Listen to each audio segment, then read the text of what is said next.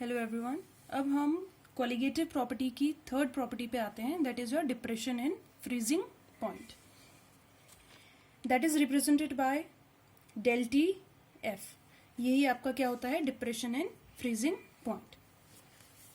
Last video में हमने बात की थी बॉइलिंग पॉइंट के बारे में। तो बॉइलिंग पॉइंट हमने समझा था कि बॉइलिंग पॉइंट क्या होता है।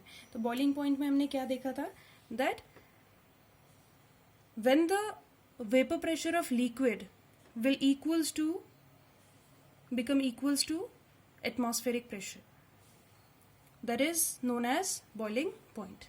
ठीक है, तो फ्रीजिंग पॉइंट देखते हैं। फ्रीजिंग पॉइंट क्या होता है? फ्रीजिंग पॉइंट होता है आपका, सबसे पहले ये देखिए फ्रीजिंग पॉइंट में हम करते क्या है।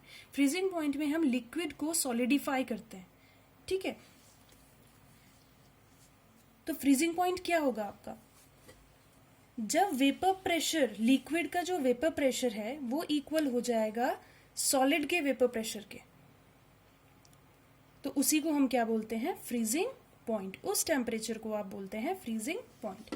देखिएगा, freezing point is a temperature at which the vapour pressure of liquid, जिस लिक्विड को आप सॉलिडिफाई कर रहे हैं, become equals to the pressure of solid, तो उसी को हम क्या बोलते हैं, freezing point.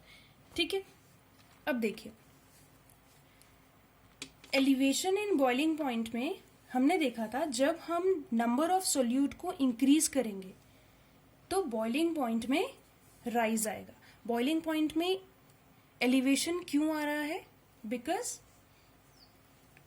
Intermolecular force of attraction between solute and solvent is very high, जो कि हमने नॉन आइडियल के नेगेटिव डेविएशन में भी पढ़ा था कि हमें टेम्परेचर ज्यादा देना पड़ता है व्हेन सोल्यूट और सॉल्वेंट का इंटरमॉलिक्यूलर फोर्स ऑफ अट्रैक्शन ज्यादा होगा तो। ठीक है, तो हम जब नॉन वॉलेटाइल सोल्यूट को ऐड कर रहे हैं, नॉन वॉलेटाइल सोल्यूट को ऐड करने की वजह से वेपर प्रेशर कम मिल रहा है क्योंकि इंटरमॉलिक्यूलर फोर्स ऑफ अट्रैक्शन ज्यादा है, पहला रीजन। दूसरा रीजन कि उसका जो सरफेस है उस पे सोल्यूट और सॉल्वेंट के दोनों मॉलिक्यूल्स हैं, जिसकी वजह से प्रॉपरली वेपर फेज में नहीं पहुंच पा रहा है सॉल्वेंट। ठीक है, ये हम फर्स्ट कोलिगेटिव प्रॉपर्टी में पढ़ चुके हैं। ठीक है, सेकंड में हमने पढ़ा था, उसमें strong intermolecular force of attraction की वजह से उसमें हमें टेम्परेचर ज्यादा देना पड़ रहा है, उसी को हम बोल रहे हैं एलिवेशन इन बॉइलिंग पॉइंट। ठीक है, अब देखिए डिप्रेशन इन फ्रीजिंग पॉइंट। जब इंटरमॉलिक्यूलर फोर्स ऑफ अट्रैक्शन ज्यादा होगा, जब इंटरमॉलिक्यूलर फोर्स ऑफ अट्रैक्शन ज्यादा होगा तो फ्रीज करने के लिए हमें जो फ्रीजिंग पॉइंट होगा वो उसका कम होगा।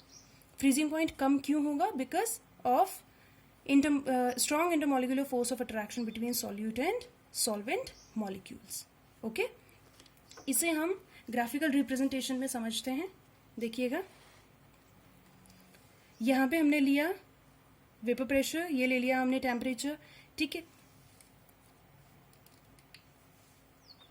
सपोज ये पॉइंट है, ये जो मैंने डॉटेड लाइन दिखाई है ये आपका एटमॉस्फेरिक प्रेशर नहीं है, जो कि हमने पिछले ग्राफ में लिया था वो नहीं है इसमें। ठीक है, तो ये ध्यान रखिएगा। ये पॉइंट सपोज आपने लिया है, ये पॉइंट है आपका, ये आपका वेपर प्रेशर है सॉल्वेंट का। सॉल्वेंट जब हम बोल रहे हैं दैट मीन्स प्योर सॉल्वेंट। ठीक है, जिसमें और कुछ एडेड नहीं है। ठीक है, तो ये रहा आपका वेपर प्रेशर किसका, सॉल्वेंट का।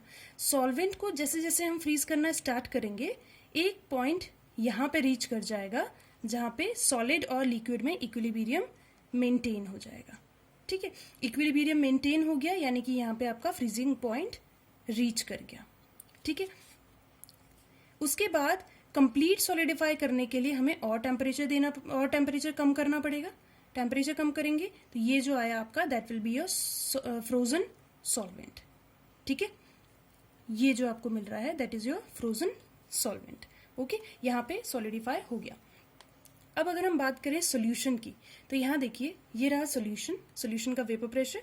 सोल्यूशन का वेपर प्रेशर है, ये फ्रीज होना स्टार्ट हुआ, टेम्परेचर डिक्रीज होगा, वेपर प्रेशर भी डिक्रीज होगा। ये पॉइंट पहुंचा जहां पे ये अगेन अपना फ्रीजिंग पॉइंट में पहुंच गया।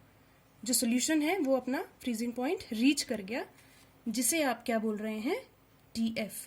और यहाँ पे जहां सॉल्वेंट अपना फ्रीजिंग पॉइंट रीच किया उसे हम क्या बोल रहे हैं, T0F। ओके, तो ये हो गया आपका सोल्यूशन का फ्रीजिंग पॉइंट।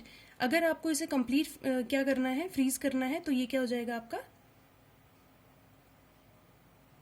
ये जो कर्व मिल रहा है आपको, ये आपको और टेम्परेचर कम करना पड़ेगा तो आपको फ्रोजन सोल्यूशन मिलेगा।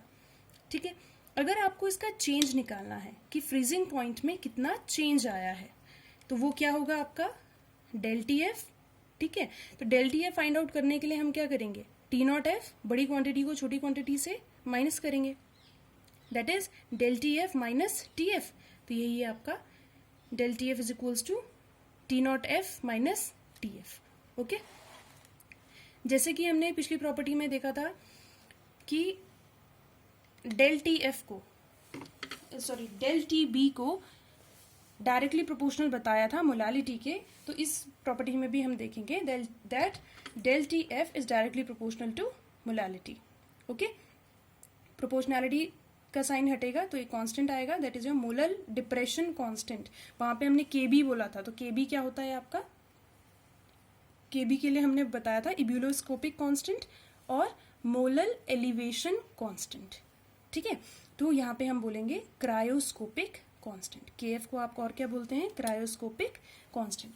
जिस तरीके से के बी की वैल्यू डिपेंड करती है नेचर ऑफ सॉल्वेंट पे, उसी तरीके से के एफ की वैल्यू भी डिपेंड करती है नेचर ऑफ सॉल्वेंट पे। K F depends upon solvent और नेचर ऑफ सॉल्वेंट। यूनिट क्या हो जाएगी के एफ की, केल्विन केजी पर mole. Okay, del T F is equals to क्या, अगर हम मोलालिटी की वैल्यू इसमें पुट कर दें तो हमारे पास क्या आएगा, मोलालिटी की वैल्यू अगर हम इसमें पुट कर देंगे तो हमारे पास क्या आएगा, देखिएगा मोलालिटी आपको पता है number of moles of solute upon mass of solvent, और W2 upon M2 upon W1 into 1000, यही होता है। और ये आपका अगर हम इसे अरेंज कर दें तो ठीक है। लास्ट वीडियो में शायद मैंने W2 को मास ऑफ सॉल्वेंट बोल दिया था, जबकि वो होता है आपका मास ऑफ सोल्यूट। ठीक है, क्योंकि यहाँ पे हम number of moles of solute find out कर रहे हैं। फाइन, तो ये हो जाएगा आपका मोलालिटी। ओके, इस क्वांटिटी, ये जो मोलालिटी का फॉर्मूला है ये आपने पुट कर दिया, तो आपके पास क्या इक्वेशन बन के आई, del T F is equals to K F into W2 upon M2 into 1000 upon W1। Okay, where W2 is equals to given mass of solute, W1 is given mass of solvent, M2 is molecular mass of solute. Fine. देखिए KF और KB की value different solvents के लिए different होती है। अगर आप ether ले रहे हैं, आप बेंजीन ले रहे हैं, उनके लिए वैल्यूज डिफरेंट होंगी। ठीक है, अगर आपको KF या KB की वैल्यू फाइंड आउट करनी पड़े तो आप किस तरीके से फाइंड आउट कर सकते हैं, उसके लिए ये फॉर्मूला दिया गया। वैसे आपके पास बोर्ड एग्जामिनेशंस में कभी भी ये नहीं पूछा जाता है कि KF और KB की वैल्यू फाइंड आउट करो, ये नहीं पूछा जाता है। ये आपके JEE के एग्जाम्स में पूछा जा सकता है।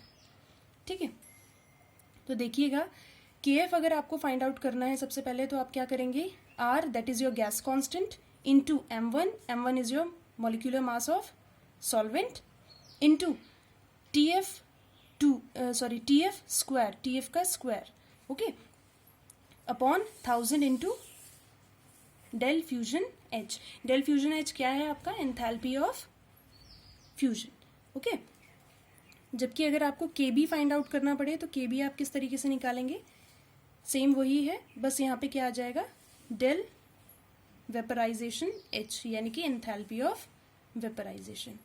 ओके, R आपका गैस कांस्टेंट है, M1 आपका मॉलिक्यूलर मास ऑफ सॉल्वेंट है, डेल फ्यूजन आपका क्या है, एंथैल्पी ऑफ फ्यूजन, और ये है आपका enthalpy of vaporisation, del vaporisation H। ठीक है, तो ये आपका कंप्लीट हो गया depression in freezing point. Colligative property की आपकी लास्ट प्रॉपर्टी बची है जो है आपका ऑस्मोटिक प्रेशर। ओके, वो हम नेक्स्ट वीडियो में करते हैं।